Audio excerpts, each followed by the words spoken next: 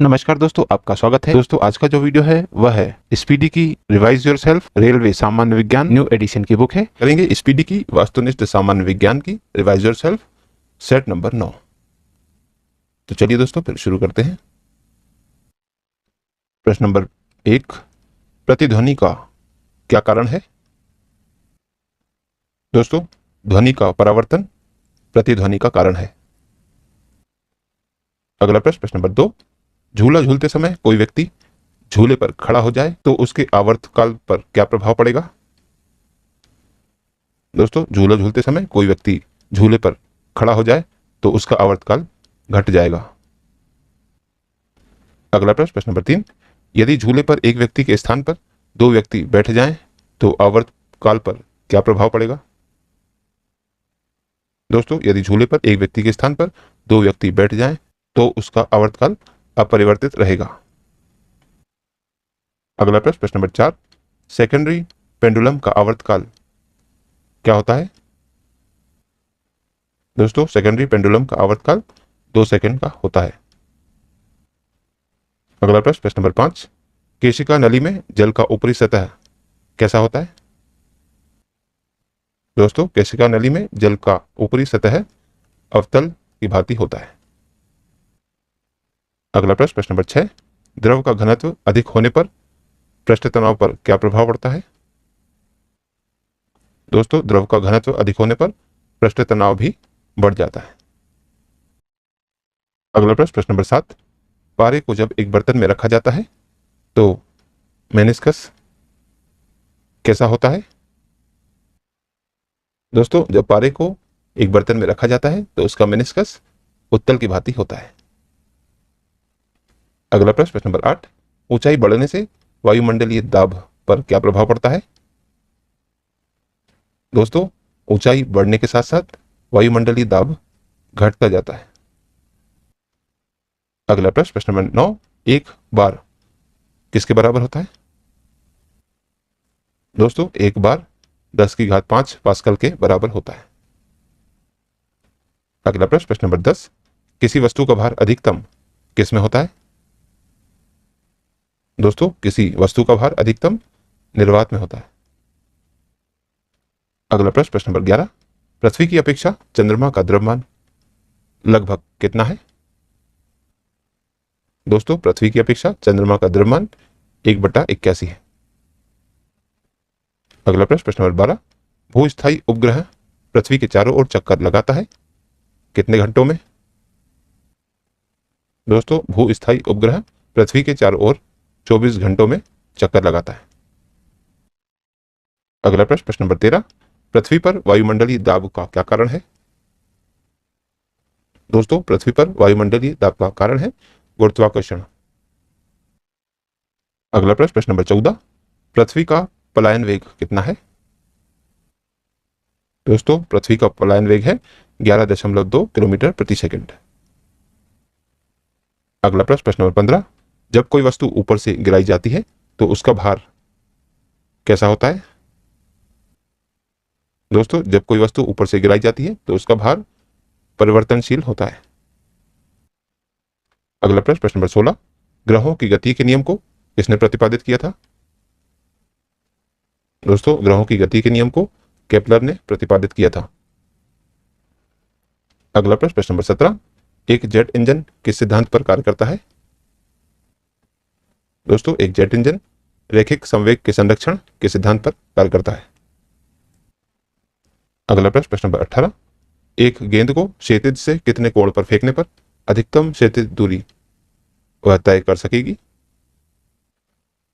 दोस्तों, एक गेंद को क्षैतिज से 45 डिग्री कोण पर फेंकने पर वह अधिकतम क्षैतिज दूरी तय कर सकेगी। अगला प्रश्न नंबर 19, वायुमंडल में बादलों के तैरने का क्या कारण है? दोस्तों, वायुमंडल में बादलों के तैरने का कारण है उसका कम घनत्व। अगला प्रश्न नंबर 20, गैस के अणुओं की गतिज ऊर्जा किस ताप पर शून्य होती है? दोस्तों, गैस के अणुओं की गतिज ऊर्जा -273 डिग्री सेल्सियस के ताप पर शून्य होती है। अगला प्रश्न नंबर 21, पारे का तापमापी किस ताप तक प्रयुक्त हो सकता है? दोस्तों पारे का तापमापी 356 डिग्री सेल्सियस ताप तक प्रयुक्त हो सकता है। अगला प्रश्न नंबर 22, प्रिज्म द्वारा किस रंग का विचलन अधिकतम होता है? दोस्तों प्रिज्म द्वारा बैंगनी रंग का विचलन अधिकतम होता है। अगला प्रश्न नंबर 23, किसी गैस में उत्पन्न ध्वनि तरंग सदैव कैसी होती है? दोस्तों किसी गैस में उत्पन्न ध्वनि तरंग सदैव अनुदैर्ध्य होती है। अगला प्रश्न नंबर 24, किसी स्थान पर पृथ्वी के चुंबकीय क्षेत्र के क्षैतिज व ऊर्ध्वाधर घटक बराबर हैं तो उस स्थान पर नति कोण कितना होगा? दोस्तों किसी स्थान पर पृथ्वी के चुंबकीय क्षेत्र के क्षैतिज व ऊर्ध्वाधर घटक बराबर हैं तो उस स्थान पर नति कोण 45 डिग्री का होगा। अगला प्रश्न नंबर 25, द्रव्य तरंगों की तरंगदैर्ध्य किस पर निर्भर नहीं करती? दोस्तों द्रव्य तरंगों की तरंगदैर्ध्य आवेश पर निर्भर नहीं करती, जबकि द्रव्यमान पर, संवेग पर और चाल पर निर्भर करती है। अगला प्रश्न नंबर 26, कौन सा कण सबसे अधिक अस्थायी है? तो दोस्तों इनमें न्यूट्रॉन कण सबसे अस्थायी है। अगला प्रश्न नंबर 27, एंगस्ट्रॉम क्या मापता है? दोस्तों एंगस्ट्रॉम प्रकाश तरंगदैर्ध्य मापता है। अगला प्रश्न नंबर 28, श्यानता की एसआई इकाई क्या है? दोस्तों श्यानता की एसआई इकाई पॉइज है। अगला प्रश्न नंबर 29, एक फेदम किसके बराबर है? दोस्तों एक फेदम 6 फीट के बराबर है। अगला प्रश्न नंबर 30, टाइपराइटर के आविष्कारक कौन है? दोस्तों टाइपराइटर के आविष्कारक हैं सोल्स। अगला प्रश्न नंबर 31, जेट इंजन किस सिद्धांत पर कार्य करता है? दोस्तों जेट इंजन रैखिक संवेग संरक्षण के सिद्धांत पर कार्य करता है। अगला प्रश्न नंबर 32, मानक दाब क्या है? दोस्तों एक वायुमंडलीय दाब मानक दाब है। अगला प्रश्न नंबर 33, मैनोमीटर के द्वारा किसकी माप की जाती है? दोस्तों मैनोमीटर के द्वारा गैसों की दाब की माप की जाती है। अगला प्रश्न नंबर 34, वस्तु की मात्रा बदलने पर क्या अपरिवर्तित रहेगा? दोस्तों वस्तु की मात्रा बदलने पर घनत्व अपरिवर्तित रहेगा, जबकि आयतन, भार और द्रव्यमान परिवर्तित होता है। अगला प्रश्न नंबर 35, केल्विन मान में मानव शरीर का सामान्य ताप कितना होता है?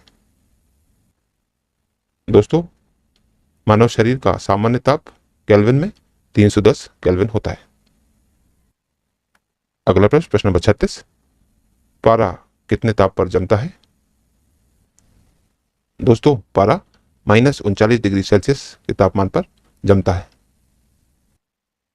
अगला प्रश्न नंबर 37, उच्च तापक्रम को मापने का यंत्र क्या है? दोस्तों उच्च तापक्रम को मापने का यंत्र है पायरोमीटर। अगला प्रश्न नंबर 38, शुष्क सेल क्या होता है? दोस्तों शुष्क सेल एक प्राथमिक सेल होता है। सेट नंबर 10, पहला प्रश्न, प्रकाश की गति न्यूनतम होगी? दोस्तों प्रकाश की गति न्यूनतम होगी कांच से गुजरने पर। अगला प्रश्न नंबर 2, तड़ित चालक किसके बनाए जाते हैं?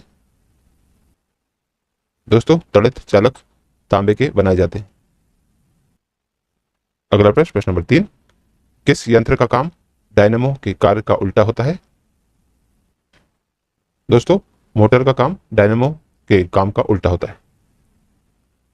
अगला प्रश्न नंबर 4, चुंबकीय क्षेत्र किससे मापा जाता है?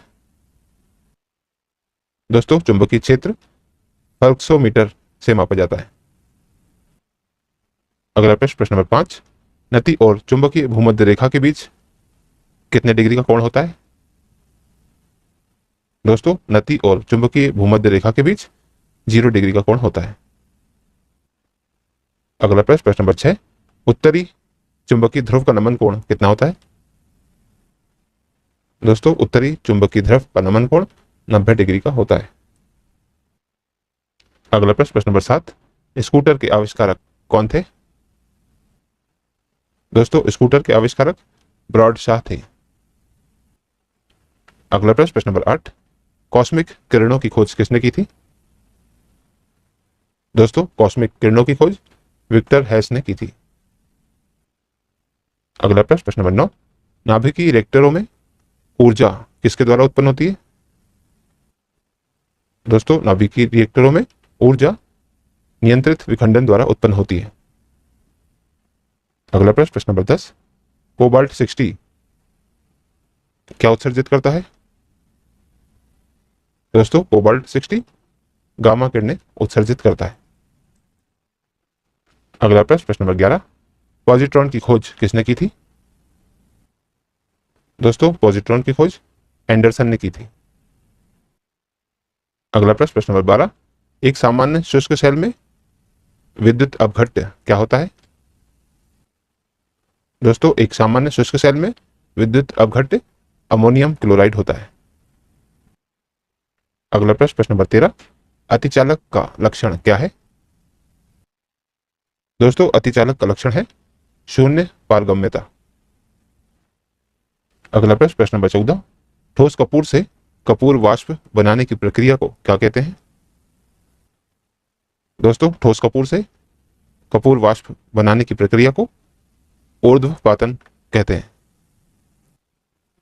अगला प्रश्न, प्रश्न नंबर 15, वैज्ञानिक आर्किमिडीज किससे संबंधित है? दोस्तों, वैज्ञानिक आर्किमिडीज ग्रीस से संबंधित है। अगला प्रश्न, प्रश्न नंबर 16, वह यूरेनियम जिसमें निम्न समस्थानिक की समृद्धता है वह क्या है?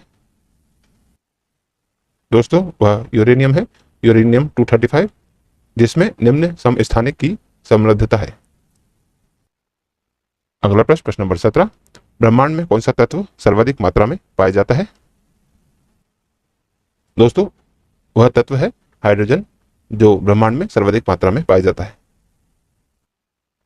अगला प्रश्न, प्रश्न नंबर 18, चुंबकीय याम्योत्तर और भौगोलिक याम्योत्तर के बीच के कोण को क्या कहते हैं? दोस्तों, चुंबकीय याम्योत्तर और भौगोलिक याम्योत्तर के बीच के कोण को चुंबकीय दिक्पात कहते हैं। अगला प्रश्न, प्रश्न नंबर 19, सबसे अधिक भेदन क्षमता किसकी होती है? दोस्तों, सबसे अधिक भेदन क्षमता गामा किरणों की होती है। अगला प्रश्न, प्रश्न नंबर 20, यदि पृथ्वी पर वायुमंडल ना होता तो दिन की अवधि कैसी होती? दोस्तों, यदि पृथ्वी पर वायुमंडल ना होता तो दिन की अवधि कम होती। अगला प्रश्न, प्रश्न नंबर 21, यदि किसी दर्पण को थीटा कोण से घुमाया जाए तो परिवर्तित किरण का घूर्णन कितना होगा? दोस्तों, यदि किसी दर्पण को थीटा कोण से घुमाया जाए तो परिवर्तित किरण का घूर्णन 2 थीटा होगा। अगला प्रश्न, प्रश्न नंबर 22, किस विद्युत चुंबकीय तरंग का तरंगदैर्ध्य अधिकतम होता है? दोस्तों, वह अवरक्त तरंग विद्युत चुंबकीय तरंग है जिसका तरंगदैर्ध्य अधिकतम होता है। अगला प्रश्न, प्रश्न नंबर 23, एक एंगस्ट्रॉम किसके बराबर है? दोस्तों, एक एंगस्ट्रॉम 10⁻⁻10 मीटर के बराबर है। अगला प्रश्न, प्रश्न नंबर 24, निम्नांकित में किस रंग का अपवर्तनांक सबसे अधिक होता है? दोस्तों, इनमें बैंगनी रंग का अपवर्तनांक सबसे अधिक होता है। अगला प्रश्न, प्रश्न नंबर 25, ऊष्मा का सर्वोत्तम चालक क्या है? तो दोस्तों, इनमें ऊष्मा का सर्वोत्तम चालक है पारा। अगला प्रश्न, प्रश्न नंबर 26, खाना पकाने का बर्तन कैसा होना चाहिए? दोस्तों, खाना पकाने वाला बर्तन निम्न विशिष्ट ऊष्मा तथा उच्च चालकता वाला होना चाहिए। अगला प्रश्न, प्रश्न नंबर 27, किसी गैस का आयतन प्रसार गुणांक हमेशा कैसा होता है? दोस्तों, किसी गैस का आयतन प्रसार गुणांक हमेशा ऋणात्मक होता है। अगला प्रश्न, प्रश्न नंबर 28, पृथ्वी का द्रव्यमान कितना है? दोस्तों, पृथ्वी का द्रव्यमान है 6 × 10⁻24 किलोग्राम। अगला प्रश्न, प्रश्न नंबर 29, भूस्थिर उपग्रह का आवर्तकाल कितना होता है? दोस्तों भू स्तर उपग्रह का आवर्तकाल 24 घंटे का होता है। अगला प्रश्न, प्रश्न नंबर 30, लिफ्ट की खोज किसने की थी? दोस्तों लिफ्ट की खोज ओटिस ने की थी। अगला प्रश्न, प्रश्न नंबर 31, उड़ते हुए हेलीकॉप्टर में कौन सी ऊर्जा होती है? दोस्तों उड़ते हुए हेलीकॉप्टर में स्थितिज और गतिज ऊर्जा दोनों होती है। अगला प्रश्न, प्रश्न नंबर 32, किस ताप पर ध्वनि का वेग 332 मीटर प्रति सेकंड होता है? दोस्तों 0 डिग्री सेल्सियस के ताप पर ध्वनि का वेग 332 मीटर प्रति सेकंड होता है। अगला प्रश्न, प्रश्न नंबर 33, पृथ्वी तल से ऊपर या नीचे जाने पर गुरुत्वीय त्वरण का मान पर क्या प्रभाव पड़ता है? दोस्तों पृथ्वी तल से ऊपर या नीचे जाने पर गुरुत्वीय त्वरण का मान घटता जाता है। अगला प्रश्न, प्रश्न नंबर 34, जब बर्फ पिघलती है तो क्या होता है? दोस्तों जब बर्फ पिघलती है तो उसका आयतन घटता है। अगला प्रश्न, प्रश्न नंबर 35, इलेक्ट्रॉन वोल्ट किसकी इकाई है? दोस्तों इलेक्ट्रॉन वोल्ट ऊर्जा की इकाई है। अगला प्रश्न, प्रश्न नंबर 36, दाब बढ़ने पर जल के क्वथनांक पर क्या प्रभाव पड़ता है? दोस्तों दाब बढ़ने पर जल का क्वथनांक भी बढ़ता है। तो दोस्तों आज की इस प्रश्नावली में कुल 36 प्रश्न थे जो हमारे द्वारा पूर्ण कर लिए गए। तो यदि आप इस YouTube चैनल पर नए हैं तो चैनल को सब्सक्राइब कर लीजिए, वीडियो को लाइक किया कीजिए तथा इसे अन्य लोगों के साथ भी शेयर कीजिए। तो दोस्तों मिलते हैं अगले वीडियो में अगली प्रश्नावली के साथ। तब तक के लिए नमस्कार।